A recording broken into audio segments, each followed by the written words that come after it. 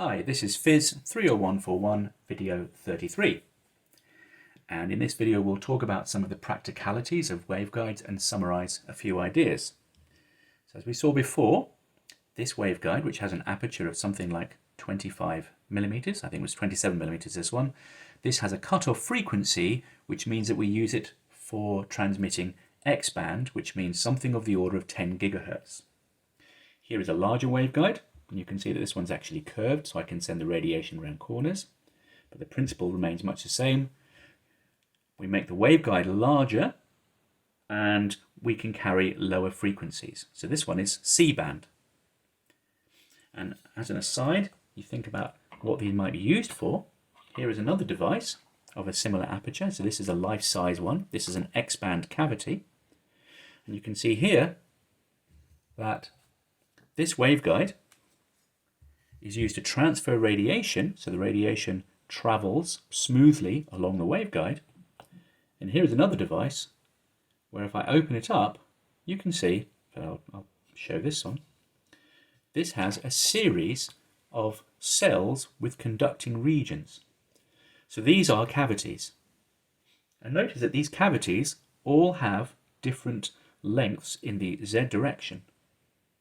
So we can recognize that the resonant frequency of these cavities, which is determined by this outer dimension here, the resonant frequency of all these cavities in their lowest mode will be the same. And remember from our discussion of cavities that the lowest mode has the electric field pointing across the shortest distance.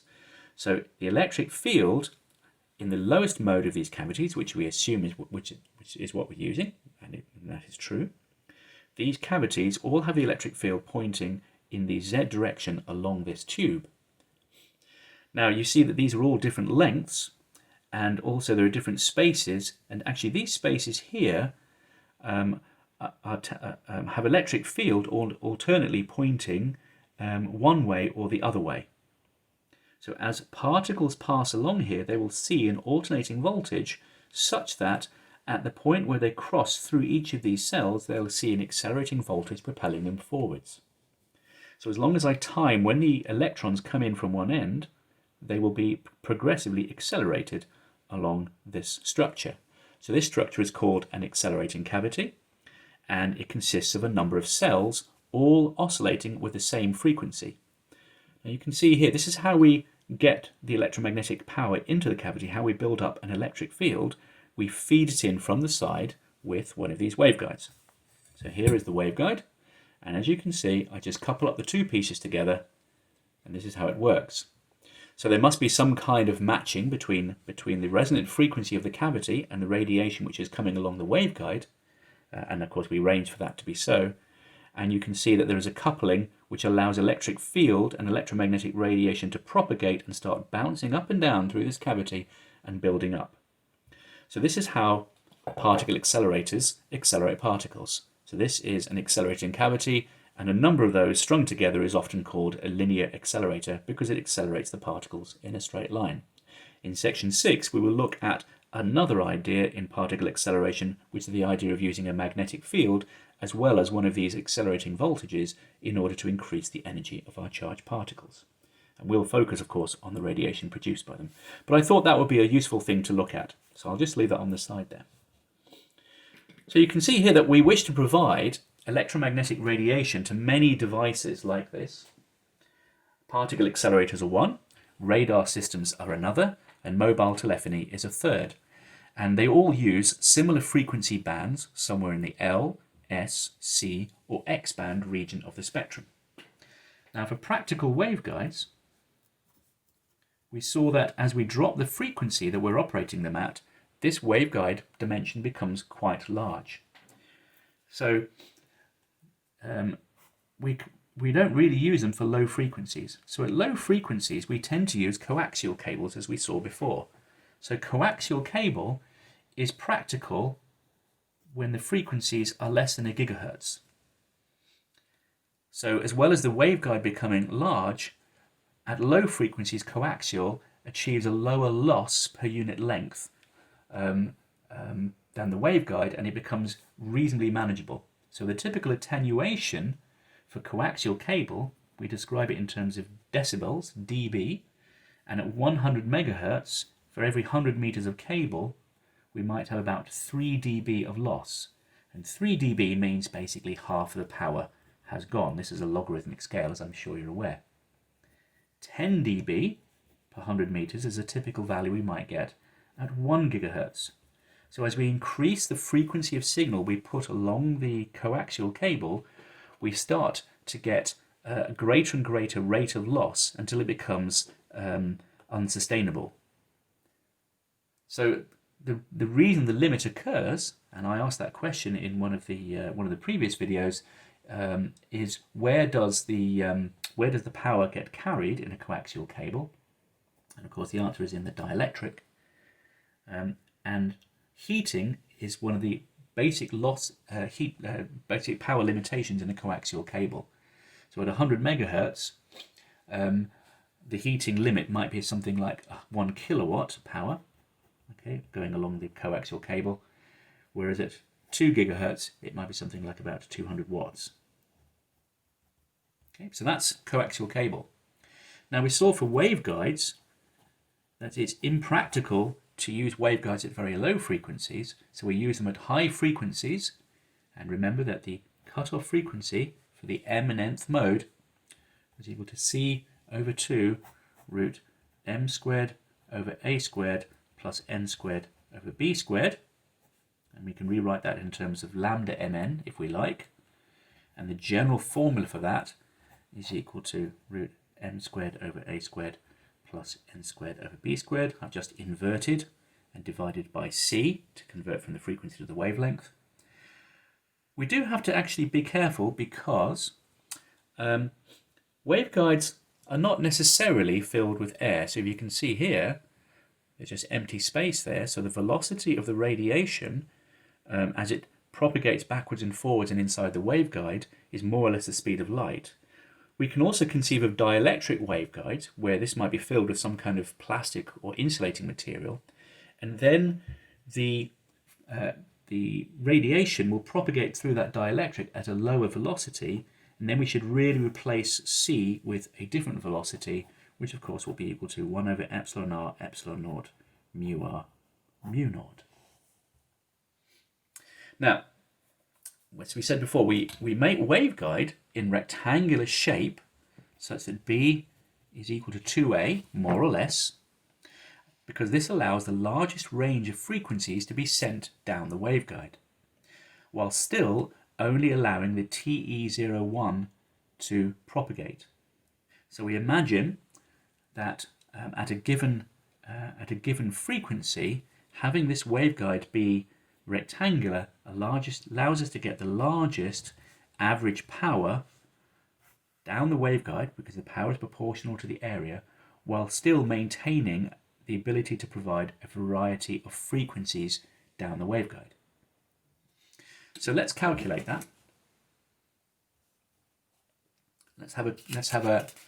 Here is our 10 gigahertz waveguide. So we want to use 3 centimeter radar. So this might be the kind of radar you find at an airport. And that corresponds to a free space frequency of 10 gigahertz. So this is our free space wavelength. Lambda equals 3 centimeters. And we're going to choose a waveguide. Well, let's choose one that's a little bit smaller than this one. Let's choose some round numbers. A equals 1 centimeter and B equals 2 centimeters. So the cutoff frequency, F01, will be 7.5 gigahertz. Okay, so I've just used the approximation that C is approximately 3 times 10 to the 8 meters per second, which is just a way of making these numbers become a little bit easier to write down. So that's for the lowest mode, which points this way across the A direction. The F10 mode has the same frequency as the F02 mode, which is twice the frequency or half the wavelength. So F02 is a full sine wave in this direction, and F10 is a half sine wave in that direction. Now F11 is a bit more complicated, and that is 16.8 gigahertz. So I imagine I have a power source. I have a power source that's supplying this 10 gigahertz frequency only this mode here, this mode will be excited because radiation will propagate down in this mode, but these two modes will not be excited. And of course, none of the other ones are excited either. So only the 3 centimeter wavelength will propagate. Now let's calculate what the actual wavelength in the waveguide is. So the kz value is equal to the k squared, so that's our free space wave number. Take away pi squared over b squared. So we've only got this term because we're in the 0,1 mode. And it's the square root of that. And that's about equal to 140 per meter, which is the same thing as saying 1.4 per centimeter. Okay, so that means that the wavelength, which is equal to 2 pi over kz, is equal to 4.5 centimeters. So you can see, let's look at the waveguide from the side. The free space wavelength, as it comes into the waveguide from the left here, has a wavelength of 3 centimeters, but whilst the radiation is propagating down the waveguide, the wavelength is bigger. It's 4.5 centimeters. So if we calculate the phase velocity is bigger than the speed of light. It's about 4.5 times 10 to the 8 meters per second. The group velocity is 2.0 times 10 to the 8 meters per second. So what have we obtained by having this waveguide? Well, the free space power flow moves at the velocity of light, whereas in the waveguide it moves slower, but because it is bounded, I've got rid of the 1 over r squared reduction in the power. So the only power reduction I have left over is from the finite conductivity of the walls, which we haven't considered yet. Okay, so let's just finish off by thinking about the power limitations in the waveguide. So we saw that the average power that flows down the waveguide is given by that longitudinal wave number and by the peak electric field squared times the dimension of the waveguide. Now, why do we have a limitation in the power? It's because we have a limitation in the electric field due to the fact that we can have sparking. Well, why does sparking occur? So this is an air-filled waveguide, which is fairly common. And if I have a large electric field, which is across this gap, then I can break down the air, and then I'll get an arc which occurs from this surface to this surface. And of course, that's where it will occur. It will occur across the point where the electric field is largest, in the center of the waveguide. So let's be safe, and we'll cut our breakdown limit to 1500 kilovolts per meter, so we make sure we're far away from that situation. So let's say that our E max in the center of the waveguide is 1500 kilovolts per meter, rather than the 3000, which is when it's actually likely to break down. And if we calculate what that E0 is and we plug it into this formula, let's try it for different waveguide sizes. Let's try an 8 by 16 millimeter guide, which is one of our X-band waveguides. So that has a cutoff frequency of about 9 gigahertz, 9.4 gigahertz. And that would mean we would typically use it for frequencies somewhere between 12 and 18 gigahertz, right? So well above the cutoff frequency, so I get a decent rate of power flow going down it. But low enough that I don't excite the second mode. That's where that 18 gigahertz comes from. If I calculate the maximum value of the power flow, something like 145 kilowatts. So you should try plugging those numbers into this formula. Now imagine a larger waveguide, 34 by 72 millimeters, and this has a cutoff frequency of about 2 gigahertz. So therefore I would use it for frequency ranges from, say, 2.6 to 4 gigahertz. So this one is X-band, and this one is S-band. So let me just show that to you one more time. Here's a piece of S-band waveguide. Okay, it's obviously a lot larger, but that gives you a rough size. So here's my hand, so you can see it for scale. So that's an S-band waveguide. Now, of course, the aperture in that waveguide is much larger, so the amount of power I can carry down the waveguide is, of course, proportionately bigger. It's proportional to the area. So if I write down what that is, it's about 2800 kilowatts, much larger. So lower frequency waveguide, because it is bigger, can carry more power. And you can see here that we can make these waveguides out of a variety of materials. These particular ones look like they're made out of brass, and that's what these ones are. You can make them out of brass. Sometimes you can line them with copper. But typically the power drops by, this is your sort of 1/e distance, it drops by 1/e in tens of meters is a typical value. So it's about 0.1 dB per meter, or thereabouts. That's a usual value.